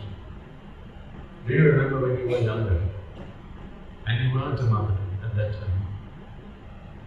Growing up, you had your friends, you had your aunties, you had your cousins, your elder cousins, perhaps your mother, grandmother. There was a time when they started to ask you, didn't they, 2 is not enough. When are you going to make me a grandmother? Your mother would have asked you. Mother, when are you going to make me a grandmother? And your friends, your contemporaries, if they were having children, they would start putting them up. Many schools, they have this on that.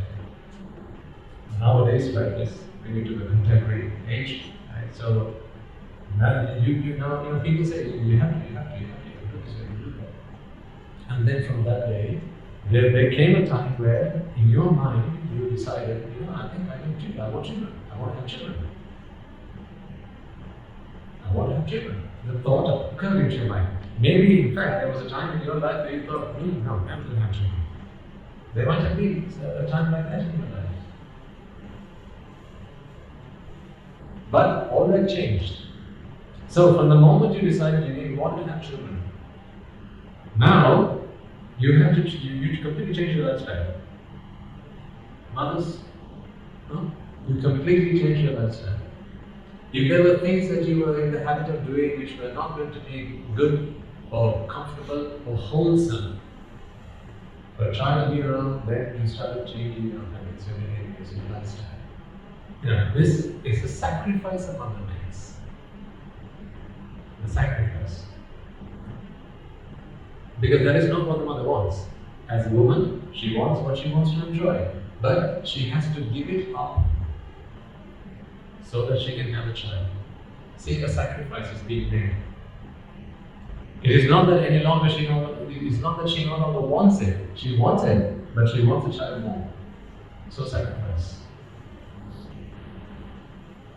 So now, perhaps she has conceived, 2, 3, 4 months in, 6 months in, now it's really showing, and now you are in a state of what?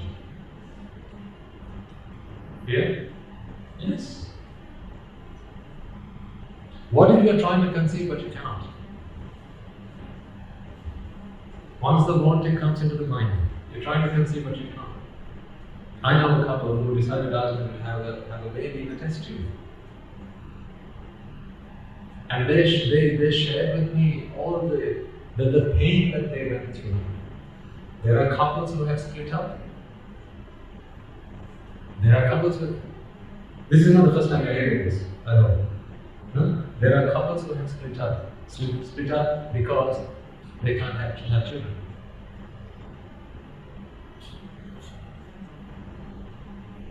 My argument here is not whether that is right or wrong. My argument here is a completely different one. That is, look what wanting can do. Look what wanting can do. In fact, perhaps the two, as they started living together, maybe one of the couple said to the other, honey, I think we should have a child. It's time, isn't it? Would it be lovely if the two of us we have a child and bring a new life into this world? Perhaps that wanting was implanted by one of the partners into the other, and it is they who ultimately thought and decided, you know what, we can't do this anymore. I want children, we can't have children together. You can't. So where did that wanting come from? The very person who said, I love you more than anything, till death do us part. Where's all that? Where's all that gone now? See what wanting does. As fast as it will bring two people together, it will split them up. Just as soon as it will bring two people together, it will split them up. Because now they're together, they want a child and they can't have a child, and therefore, if they want the child more than they want each other, what happens now? You have to find an alternative. You can't do this anymore. But let's say the mother has conceived, it's been a few months now, now she's going to the clinic, she's going to the hospital, getting checkups done. Why? Mothers, you can, I think, speak up. You lived in fear, did you not, in those days? If the road was too bumpy, every time there was a big bump on the road, how did you feel? You quickly put your hand on your belly, and you were scared. See, fear came into your mind. Don't dress it up as love. Let's accept it for what it was. It may be love to the other child, but in your mind, what was it? Was it not fear? Was it not fear? It was, because there's something you want now. You want to help the child. It's fine to have a healthy child, but why have fear is my argument. Why have fear? What does fear do to the child?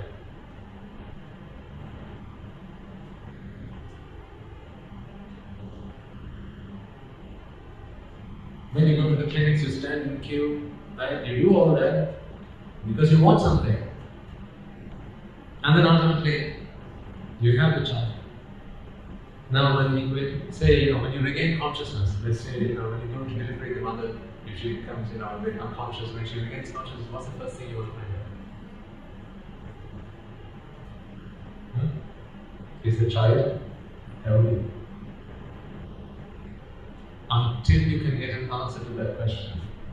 Mothers who've been there, until you can get an answer to that question. Fathers, if you were there, until you can get an answer to that question, what is your state of mind? Fear. Yes, the child's got to be healthy, but what's fear got to do with that?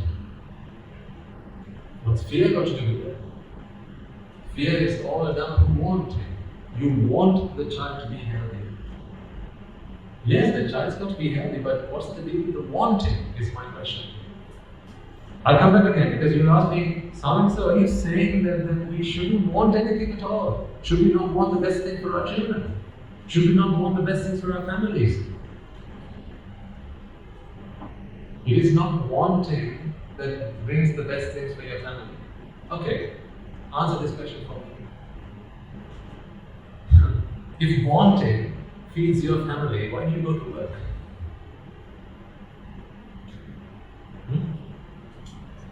If wanting gives your family a place to stay, why do you pay the bills? Why do you pay the mortgage? It's not wanting that does that. There are causes that bring rise to that effect. You go to work because you need the money. You need the money. You need the means to pay for their well-being. That is a need. Needs, even I had. Even the Buddha had needs. That's why he went on alms. He didn't go on alms just because it was an opportunity for him to help others, but he was also hungry. That was a need. When offered a robe, he accepted it because that was a need. The mind does not have needs. Body has needs. The mind has wants. An untamed mind has wants. And these wants that make you suffer.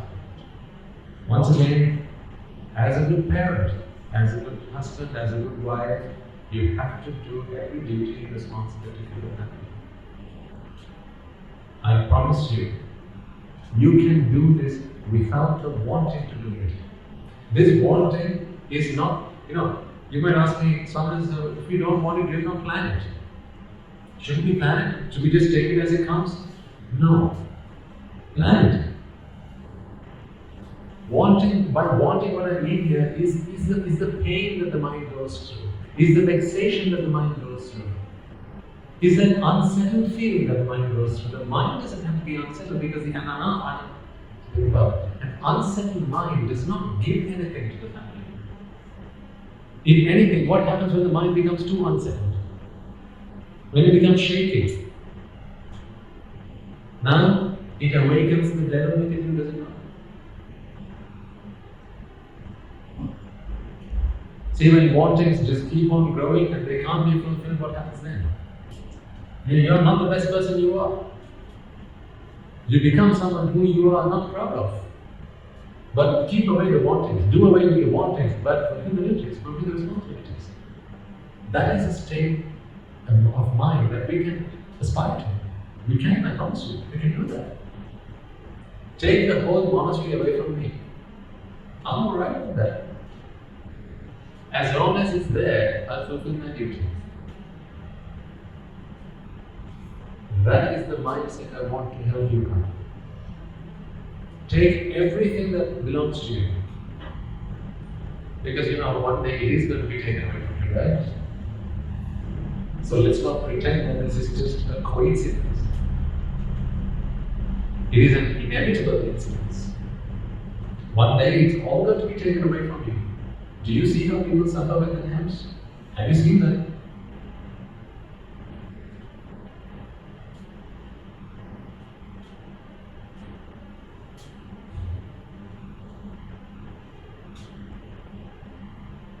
All I want, now you say, but Swaminatha, you said you should do whatever you want. Here's the deal though. That is the only word there is in the English language. I cannot leave the word want out and talk to you about something. I have to say, all I want for you is for you to be free of wanting. Seems very ironical. What a paradox that is. All I want is to help you to be free of wanting. That will only make you a better mother, a better father. Because you will not have the filters that you have to always check and balance as you do what you have to do for your family. Right now you can't get the best thing for the other person because there's always a vested interest for you. Because there's something you want out of the deal. Every deal there's something you want out of it. Therefore you can't become the best version of you. You simply cannot. But you can, if you deal with the wantings and you can get rid of them.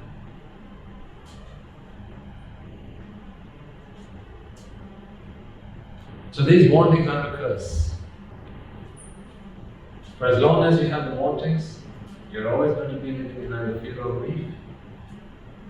Grief when you don't have it, fear when you have it, or when you fear you might not get it. Either way. If you're going in for a business transaction, you're always in fear, might you get it, might you not get it. It's always like that. When you're in queue for something, you're in fear. Might you be able to get in? Might you not? So imagine there's a long queue and they put a board up saying last few tickets. Can you remember that feeling that comes into your mind? That is the feeling of vexation because there's something you want right now. What about the guy who's standing on the side? He doesn't want to go in. Does he experience the same vexation? He doesn't, because he doesn't want to get in. So it's not getting in or not being able to get in that brings you happiness or frustration. It is the wanting to get in. I'm not going to assume that this one talk is going to convince all of you. I know there are some who may be convinced and who have been convinced. But keep an open mind. If you see some sense in this, at least some truth in this, just slightly, maybe you have a few more questions before you can completely grasp this concept. But it's starting to make some sense, maybe not entirely. I say hang in there. This is not going to do you any harm.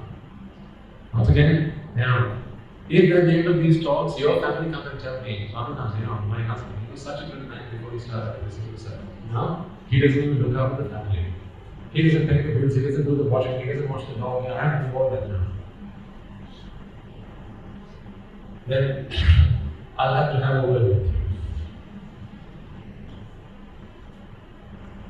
you. Because then you're going the wrong path. That is not what I'm asking you to do. This is the last thing I'll say today.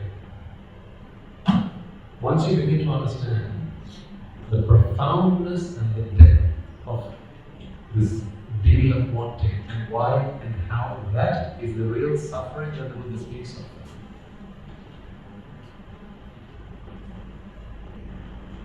There will come a point where you are so free of wanting that you will not even want to be free of wanting. In other words, at the monastery, oftentimes people come and say, Swaminatha, we want to become a monk. Sometimes, usually at the end of a year, because you have to be an anagarika for a period of at least a year, At the end of that period, they'll say, Swaminatha, is it time now? Can I become a monk now? I say, yes. When you can tell me that you no longer want to become a monk, you can become a monk. So stop asking me for it. And then I will know that you are ready for it. Because what happens if they want to become a monk? Then they have not yet still instilled within them the philosophy that I want to share. If you want to become a monk, you're not ready to become a monk. Why? Because if they somehow come and take your robe away from you, if they take your alms bowl from you, if they come to you and say, you are no longer a monk, we extradite you, we kick you out of the sasana, where does it leave you? Suffering. Leaves you back in grief. What's the deal? If a bhikkhu has to suffer because he has lost his alms bowl, if a bhikkhu has to suffer because he has lost his robe, he was never a bhikkhu in the first place. He was not a bhikkhu in the first place. The bhikkhu is someone who has done away with suffering. My happiness does not depend on my robe.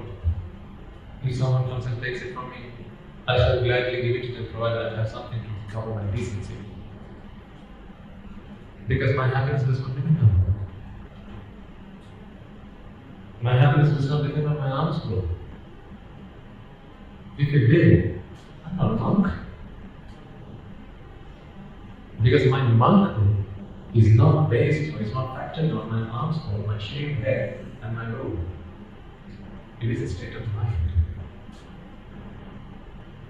That doesn't stop me from fulfilling my duties and my responsibilities. I have a duty and a responsibility to do service to others. That brings me here. However many in the audience does not delight me, and it does not bother me. Today we have several hundred people. If there are only 2 people here, it's still okay. You can't upset me or make me happy or please me by that. Because if it did, you shouldn't be coming to the service, right? If your presence is what makes me happy, should you be coming to that service? Then I don't practice what I preach. In fact, I've got nothing to offer you. I'm here telling you, I'm going to teach you the philosophy of happiness that is not dependent on anything. But please come to the service, okay?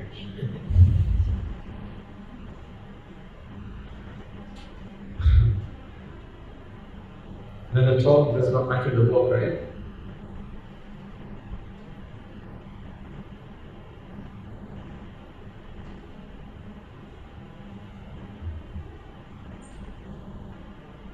I'm done. Thanks.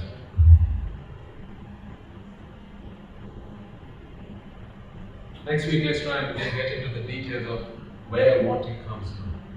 Because if everything is cause and effect, right, then even the wanting is an effect of causes. But before we start talking about that, I need you to be convinced that wanting is the topic. So here's what I want you to do for this week as homework. Whatever you've taken from me, whatever you've heard today, just give it some thought. Some of you have fortunate enough to bring your families with you. Over a cup of tea, just discuss what you learned in the sermon today. Debate amongst yourselves. If you feel strongly about what Swaminatha shared, whereas the other person in the family feels not so much, just have a chat amongst yourselves. Don't fight over it. Just have a chat. Just see what the other person thinks. Do you agree with Swaminatha with what Swaminatha said today? This wanting being the problem? Is that so? But if you deal with wanting, then how can I as a father provide for you as family if I don't want to provide for the family? How do you see that? What do you think about that? You ask the daughter, you ask the wife, you ask the son. See what answer they'll come back to you. Like you discuss a good film on the way back home. If you think this was worth your while, then take some time to discuss it among yourselves. Then you'll be left with some questions. Bring them. And one by one we'll resolve them. And please leave these questions for next week. We'll pick up. There are some really interesting questions. So we will left it here, and we'll be back here for next week. And I'm supposed to give you make an announcement about you, and I think this is fantastic news for all of you. If you're not aware of this yet, then please do pay attention. At the monastery, when we reach the centenary milestone, so that is when we were 100 in number months, we started doing one of the meritorious deeds called the Panchami Puja. Don't be fooled by the name Puja. It's really, the word Puja has a much more profound meaning than just making an offering. One of these days, we'll talk about what Puja actually means. Because today the dictionary means an offering, meaning you give something. But Puja means something much more than that. It's much more profound than that. These words have a lot of depth on what we actually can perceive. Every Day and every other Saturday in the monastery, we have an almsgiving for 100 months present at the monastery. So there's a parahanda that takes place all within the monastery premises. So we don't leave the monastery, we're all within the monastery premises. We do Buddha and the Pala. So the Buddha statue, the offerings to the Buddha and the Buddha Puja, they're carried in front with the drummers, and there's a team who do that. They carry the flags and the murai and so on. So it's a procession. A procession to behold. If you've not witnessed one of these, I invite you to come and take part in that. You may be able to find short video clips of this on YouTube and so on.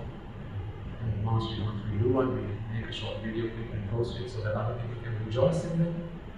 Because this is an offering that you're making to the Mahasangha, not to an individual. On that note, I must say, last week a gentleman came and offered a robe. And I asked the gentleman, "Sir, you're not making this offering to me, are you? You're offering this to the Mahasangha, aren't you?" He said, "Yes, sir, I'm offering to the Mahasangha." Because that is who you must make an offering to. Because the Mahasangha is not a who.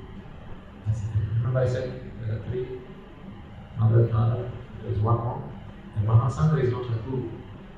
It's a virtue, it's a quality, it's an energy. It's an energy of inspiration. It's not a person.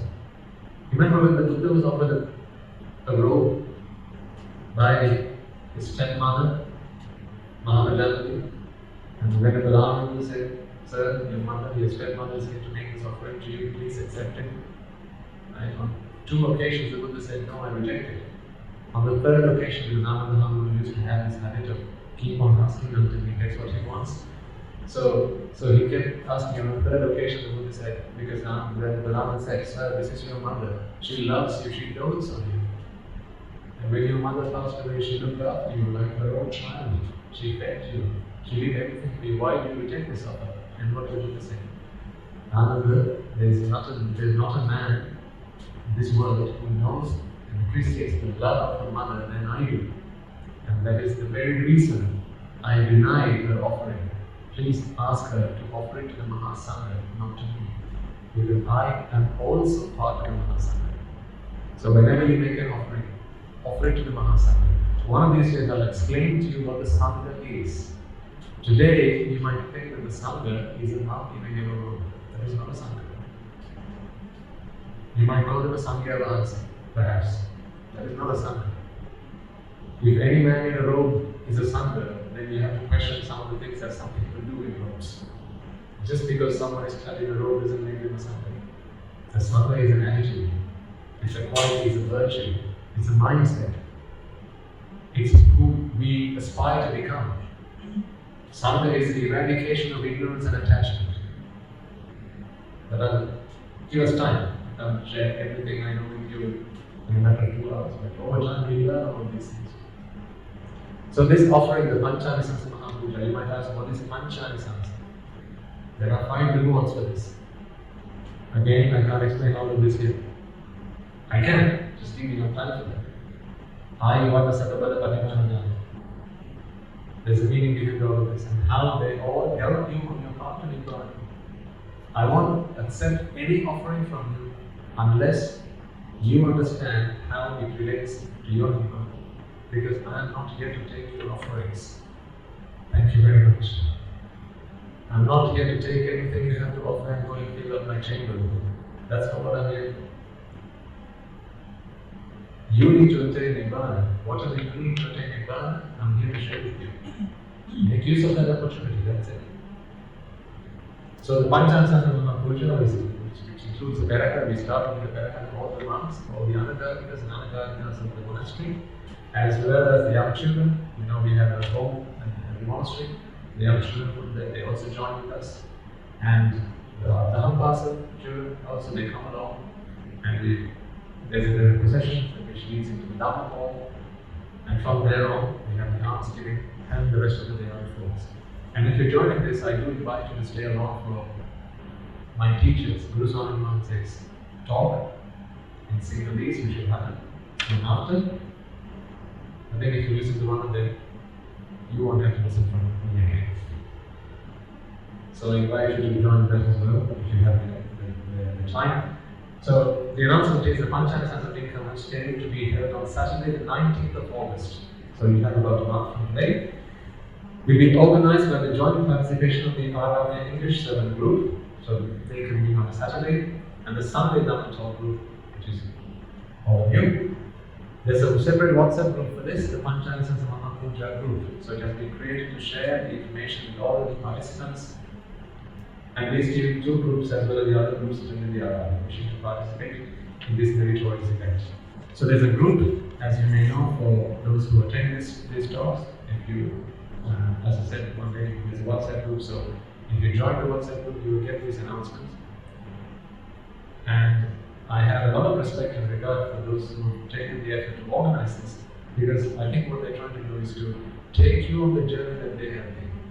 And I have a lot of respect for that. Well done to all and each and every one of you who've thought outside of just your own head, your own Nibbāna, your own salvation, and you shared and spared some thought for that of others. All I can say is, come along, and then after that, I want me to say anything more. I'm not there just because that's where I ordain. I'm there because there is, for me, paradise. Come along and see. Come along and see.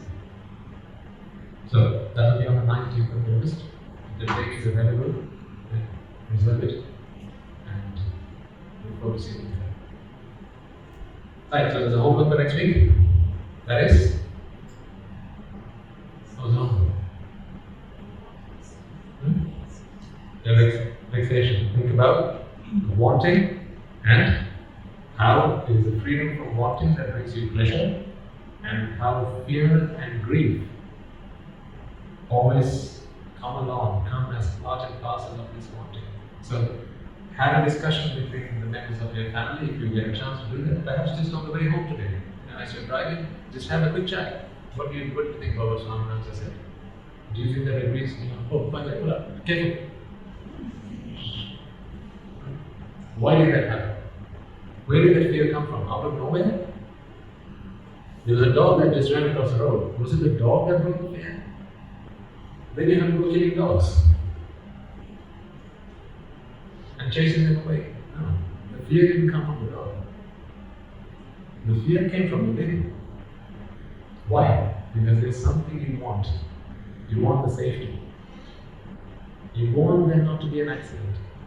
So shouldn't we solve an answer? Yes. You should drive carefully. I'm talking about the mental suffering of it, not the physical suffering. We should avoid physical suffering as best as we can, but the mental suffering we must eradicate by understanding the truth. Alright, let's do the Vedic transfer. I think this is a mental process. Yet again, I've not been honest to my word. Alright. First and foremost, then, let's take a moment to transfer the merits in order by making offerings to the infinite virtues of the Noble Triple Gem, listening to the Dhamma, and engaging in various meritorious deeds today. Let's take a moment to transfer this merits to the bhikkhus and bhikkhunis, upasakas and upasikas, since time immemorial have protected and preserved the sublime teachings of the Buddha and passed it down through the generations of the noble lineage in the form of the distributed, which is thankfully available to us today to study, understand, and comprehend the Dhamma. We will also remind ourselves that amongst them, other monks and nuns resident in your local temples and nunneries who have always been by your side, if we can become very much. Let's take a moment to transfer this message to all the Muslim Mahasangha present throughout the world, including the chief prelates of all the chapters who have dedicated their lives to the betterment of all sentient beings. Let us also take this moment to transfer these messages to my teacher, Guru Swami Mahasaid, as well as all the monks resident at the monastery and the Anagarika and Anagarika communities attached to the monastery.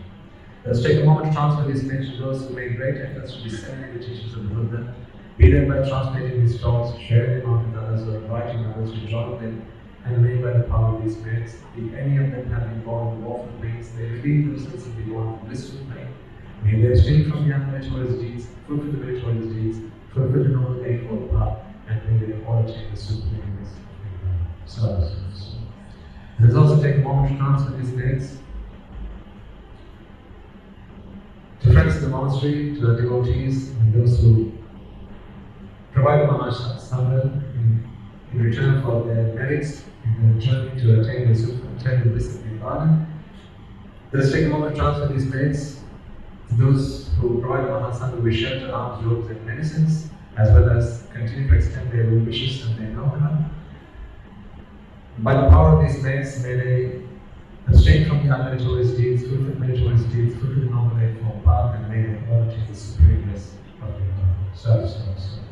Let us also take a moment to transfer these merits to mothers and fathers, husbands and wives, brothers, sisters, sons and daughters, grandparents, uncles, aunts, cousins, nephews and nieces, and relatives who help us, support and assist us as best as possible.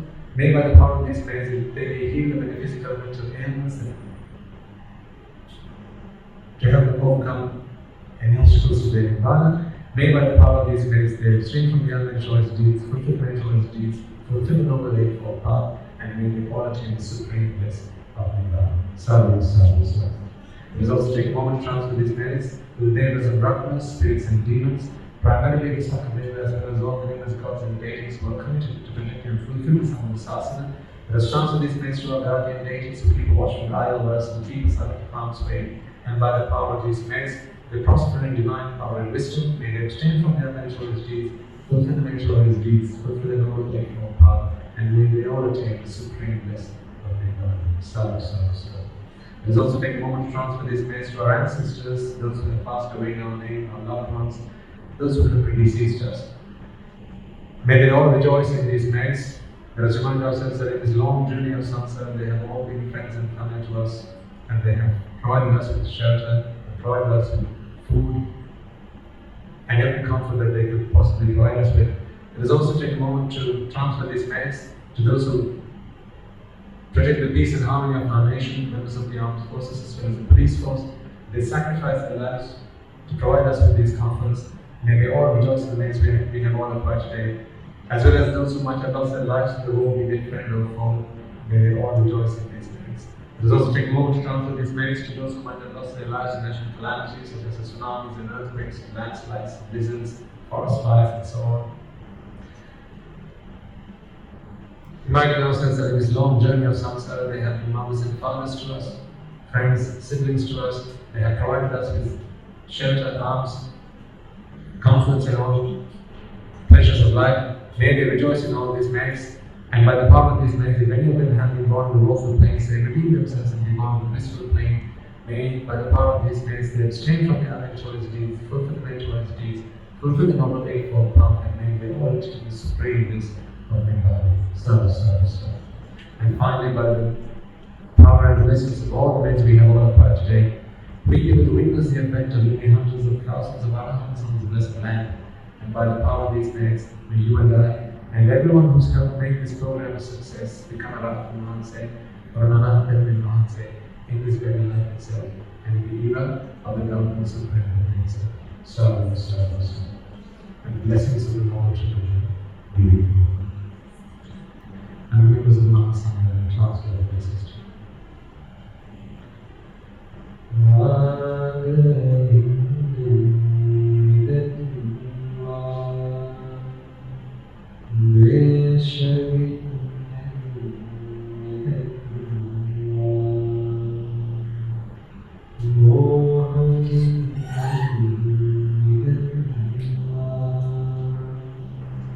Nibbāna param sukham sakhitaya Nibbāna param sukham sakhitaya Manasya lokasya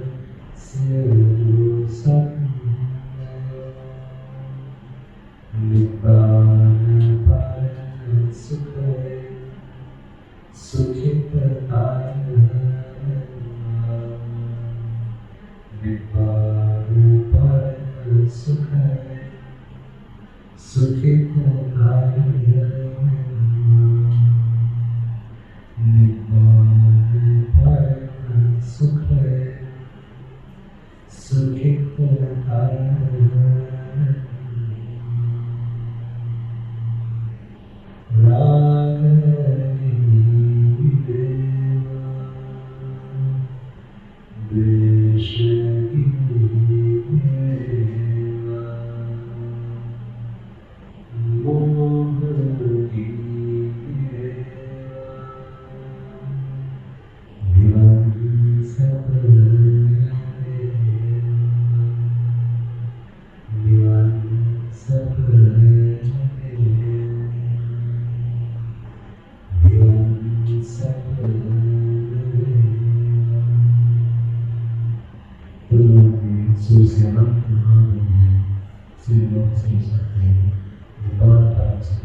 Sadhu, sadhu, sadhu.